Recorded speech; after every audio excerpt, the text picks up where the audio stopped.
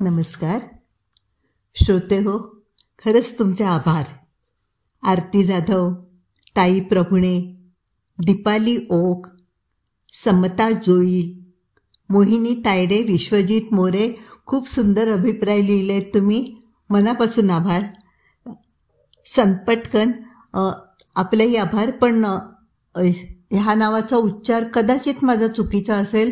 Roman लिपीमध्ये लिहिल्यामुळे मला नीटपणे समजत नाही आहे की ह्याचा उच्चार काय आहे ते. तर जर माझा उच्चार चुकला असेल तर माफ करा. आपले आभार. भास्कर रावल हे अमेरिकेमध्ये आहेत आणि त्यांनीसुद्धा कथा ऐकून त्याच्यावरती खूप सुंदर अभिप्राय पाठवला आहे.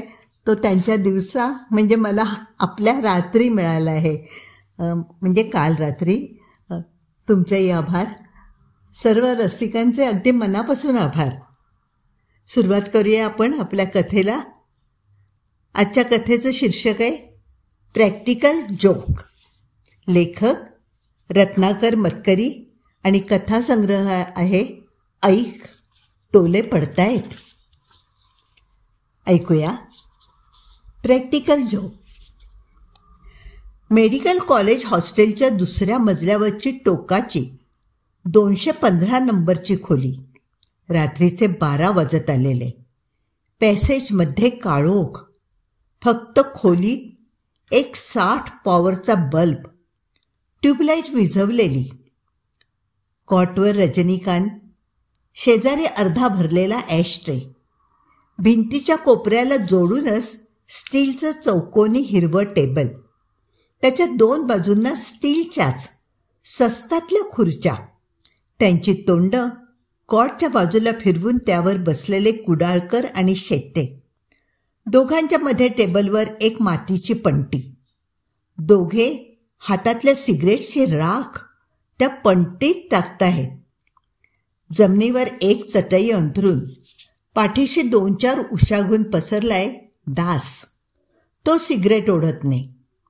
चौघे मेडिकलच्या शेवटच्या वर्षाला आहेत. पुढच्या वर्षी प्रॅक्टिस सुरू करते. पण अजून तरी कॉलेज लाईफच चालू आहे. त्याचबरोबर हॉस्टेल लाईफही.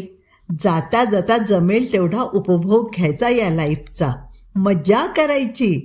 धंद्यातला जम, नव्या रोगांचा अभ्यास, बिलांची वसुली, रोग्यांशी हितसंबंध, हे सगळं पुढे आहेच. जातंय कुठे? या क्षणी चौघे भलत्याच गंभीरपणाने विचार करतायत. तो म्हणजे येत्या 31 डिसेंबरला कुणाचं गिऱ्हाईक करायचं याचा. गेली 3 वर्ष ते न चुकता हा नेम पाळतायत.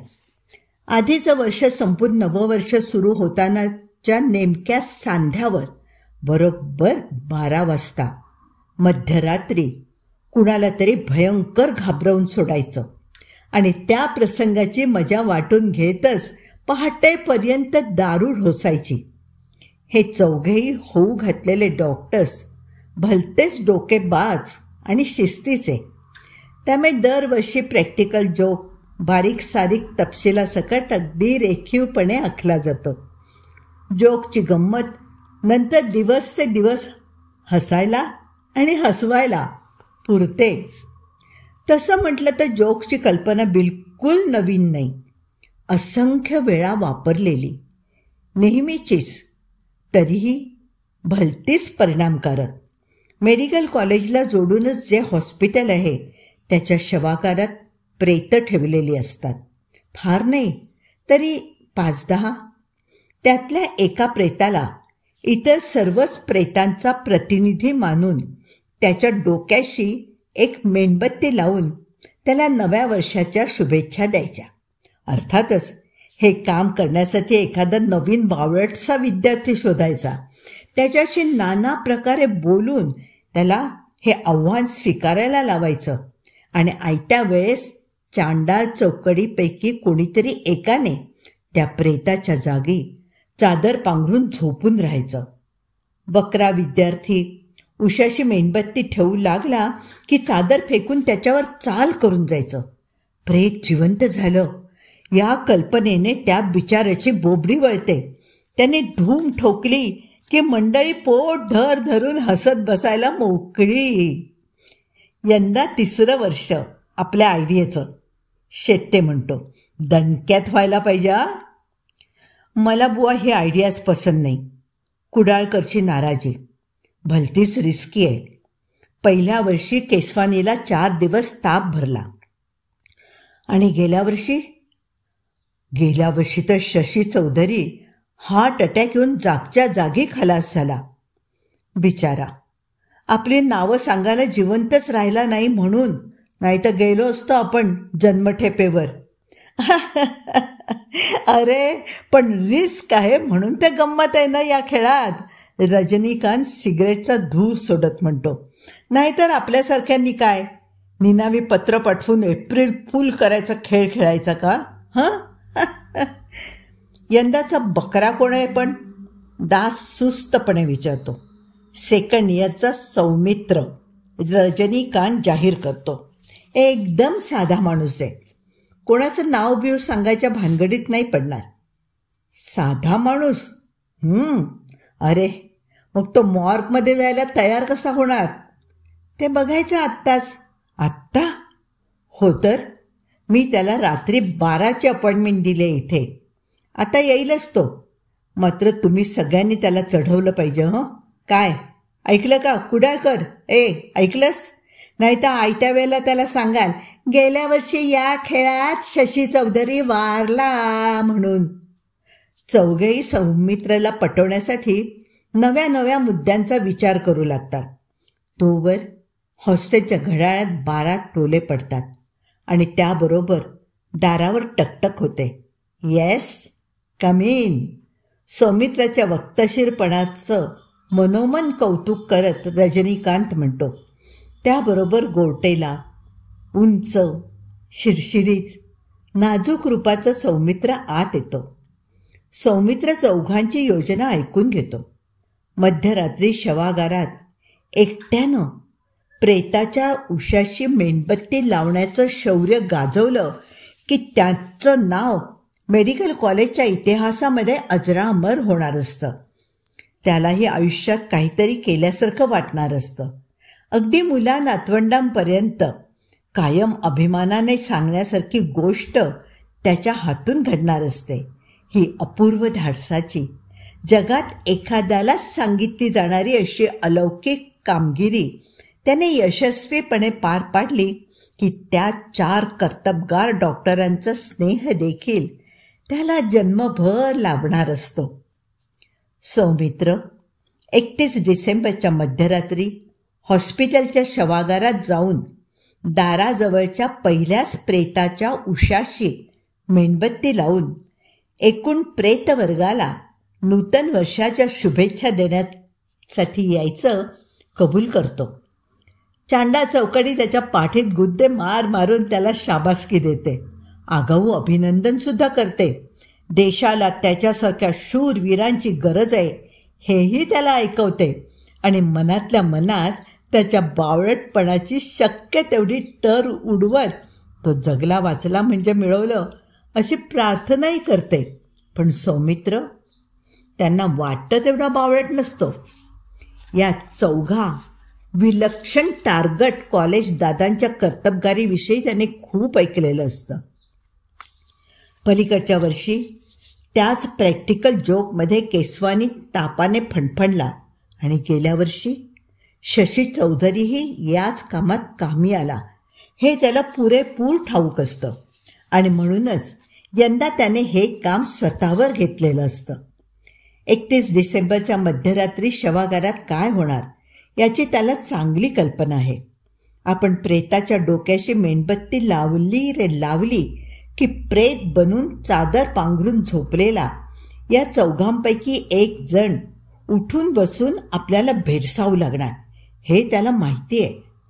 अशा वेळेला त्याच्या डोक्यावरून चादर ओढून घेऊन त्याला 4 लाफा मारून सरळ प्रिन्सिपॉलकडे घेऊन जायचं आणि चौघांचं हे दुसऱ्याच्या जीवांशी चाललेले खेळ थांबवण्यासाठी त्यांना रस्टिकेट करण्याची मागणी करायची असा बेत त्याने स्वतःशी ठरवलेला असतो. सौमित्र 31 डिसेंबरची वाट पाहू लागतो. 31 डिसेंबरची रात्र उजाडते. 11:30 वाजताच चांडाळ चौकडी शवागाराशी जमा होते. तिथल्या बच्चू वॉचमनशी त्यांची जुनी दोस्ती. त्यातून त्याला न्यू इयर प्रेझेंट म्हणून एक रमची बाटली दिल्यानंतर तो भावी डॉक्टर साहेबांचा हुकूम पाळायला आनंदाने तयार होतो. चाव्या त्याच्या स्वाधीन करून स्वतः डुलत डुलत अंधारात नाहीसा होतो. दास प्रेत म्हणून झोपायला तयार होतो आणि टॉर्चचा प्रकाश टाकत पॅसेजमधून संथपणे आत निघून जातो. बाकीचे तिघे मेणबत्ती आगपेटी तयार ठेवून सौमित्राची वाट पाहत राहतात. आयत्या वेळी भीतीने गारठून तो यायचा नाही अशी शंका कुडाळकर काढतो, पण इतर दोघांना तो येईल याची खात्री असते. चावऱ्या थंडीत जर्किनची झीप गळ्यापर्यंत ओढून ते तिघे थांबून राहतात. 12ला 5 मिनिटं बाकी असताना बगलेत हात खुपसून कुडकुडणं थांबवत सौमित्र येतो. त्याने ठरल्याप्रमाणे येण्यामध्ये जे धैर्य दाखवलं त्याबद्दल तिघेही त्याचं अभिनंदन करतात. त्याला टॉर्च, मेणबत्ती आणि आगपेटी देतात. त्या तिघांबरोबर दास नाही आहे हे सौमित्राच्या लक्षात येतं. तो का आला नाही असं तो विचारत नाही. तो कुठे आहे हे त्याला चांगलंच माहिती आहे. तो पॅसेजमधून घाईघाईने आत जातो. त्या 12ला 3 मिनिटं राहिलेली असतात.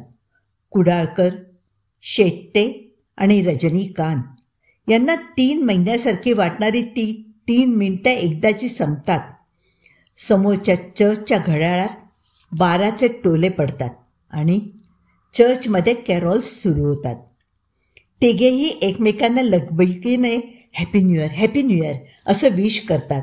पण तिघांचेही कान आतमध्ये लागलेले असतात आणि अपेक्षेप्रमाणे सौमित्राची किंकाळी त्यांच्या कानावर पडते.